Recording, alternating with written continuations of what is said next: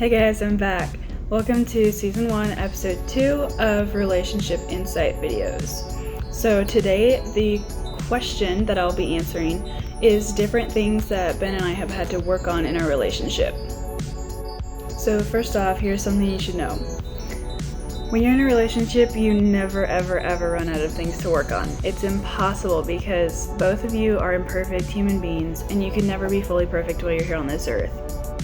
So please don't think that just because you've gone through a season of working through things that you're done with them and now you'll live happily ever after. That's not how it works. Any married couple you ask can attest to this, but don't let it discourage you. The Lord fully knew this when He designed marriage, and that's part of what makes marriage so beautiful, is that you have two people working together to make the other and themselves better. If we didn't have difficulties, there would be no point to it, because part of the beauty of marriage is having a life partner and going through those difficult times together. Anyways, I just wanted to give you that little introduction to encourage you guys in this, whether you're currently in a relationship or looking to be in one. I won't go super in depth with everything or list everything we've worked through, but here's a couple things. So, number one is our differences in general. No two people are exactly the same, especially a guy and a girl. Our brains just think and process things differently. That's how God designed us, because often we make up for what the other lacks, which is actually really cool. This is not a bad thing. I want to make that clear. But when you've lived all of your life as a single and the only person you have to think about is yourself, then it's kind of a shock and a big learning curve when you're with someone who now doesn't think like you or has a different opinion. It's a huge opportunity for growth and looking outside of yourself, at which I've failed many times. But when you can see and utilize those differences to your advantage, you become an incredible dynamic duo. That doesn't always come quickly though. It's a learning process, and I, for one, am definitely still working on it. Number two is being honest with the other person. Trust me, this isn't what it sounds like at first. It wasn't a matter of lying to each other and going behind their backs. It was actually an attempt on both of our parts to protect the other, and we felt like we were doing them a favor when in reality we just hurt them further.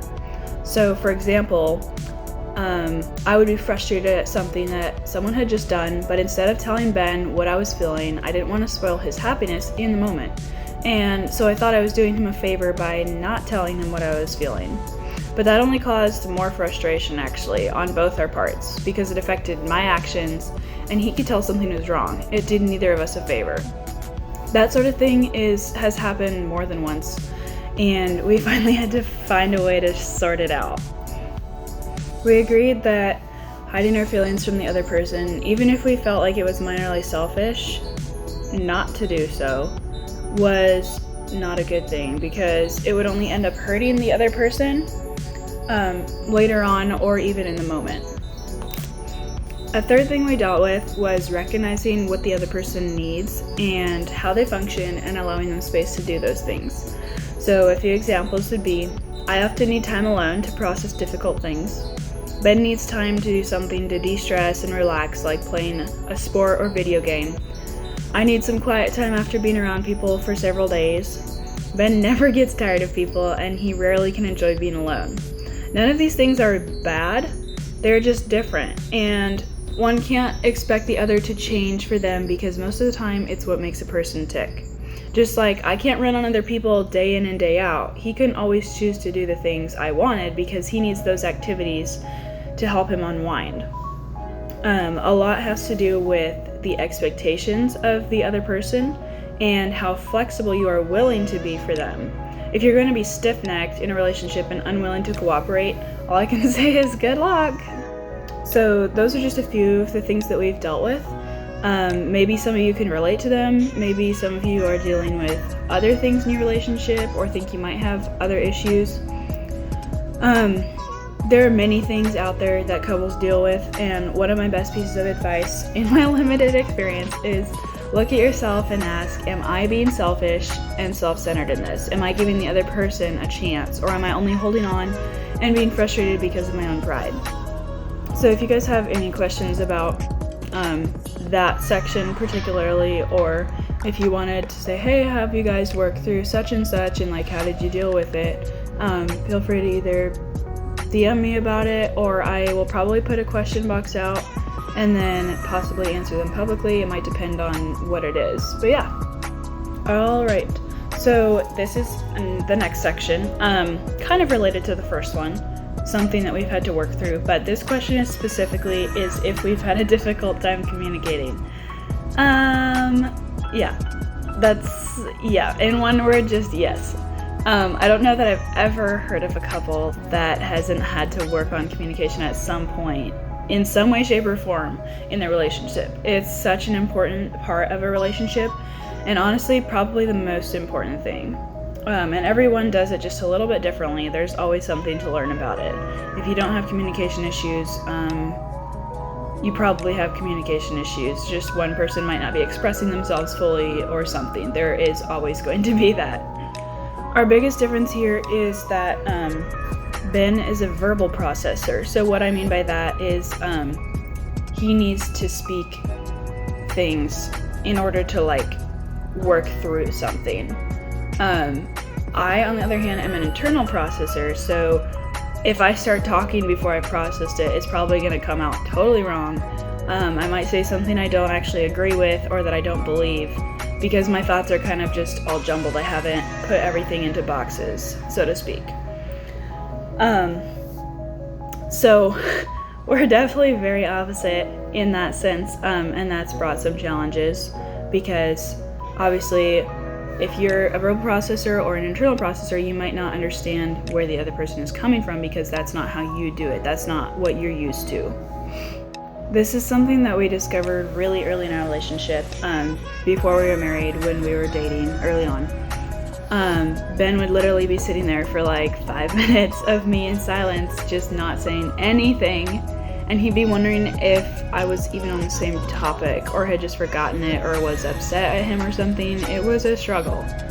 After several times of this happening, we finally had a discussion where I was able to explain to him that my brain just doesn't process things as quickly as his does, and if I'm trying to voice what I'm thinking out loud so he knows I'm still there, it ends up messing up my train of thought, or I say something I don't really mean, or that isn't the whole truth.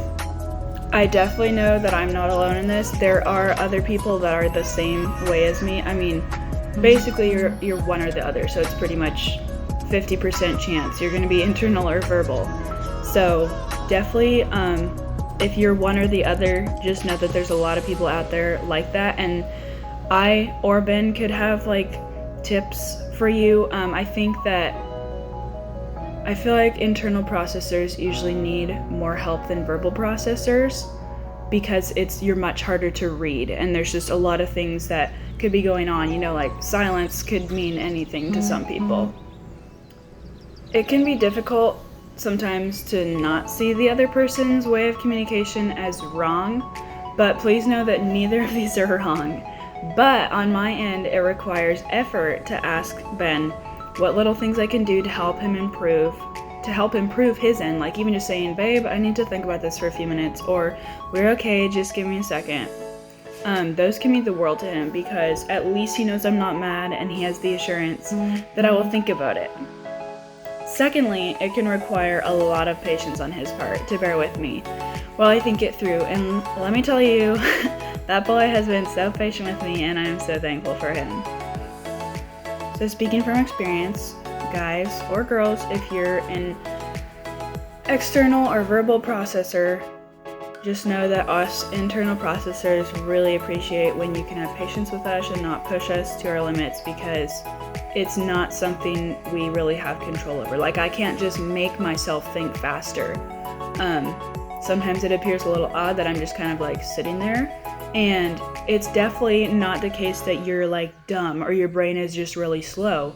That's just not how you work. Just different personality traits. Some people are type A, type B, type C, blah, blah, blah. And they all do things differently, but that doesn't mean it's wrong. It's the variety that we need to be able to sharpen each other to make the other person better. And you have an opportunity to learn a lot of things about your partner through this. So to cap it off, I just want to say that communication is a huge thing, but I'm almost 100% positive that no couple is ever exactly on the same page when they start out. That's part of the learning process, and it's another great opportunity to learn patience, which I know everyone loves. But anyways, yeah, even after, months, years, whatever of marriage, and I've like talked to, other couples about this who have been married much longer than me, they still have to work on communication. You definitely get better at it. Like when you practice, you're gonna learn how the other person works, what's best for them. But in the end, you still are never gonna be exactly the same. So although you find ways to work around certain things, you still can't just like expect it to get easier and you're just along for the ride. Like it is an active everyday thing that you're gonna have to work on, to put effort into. And that's really the only way you can make it work. You can, keep the frustration level down, is to try to learn about your partner. Like, are you an internal processor? Do you like to process things verbally? Just learn things like that, little things that, I know I didn't think about before I was in a relationship. So even just with other people, if you're not dating anyone, if you're not married, even just learning that about other people can be a really good experience before you're actually in a relationship. So just keep that in mind. That's it for this video today, guys. If you have any questions or want me to put anything else into the next video or expound on a couple things that I talked about today, just shoot me a comment or a DM. I'll also put a question box out there on my story, so just look out for that. But I hope you enjoyed this video, and we'll see you next time.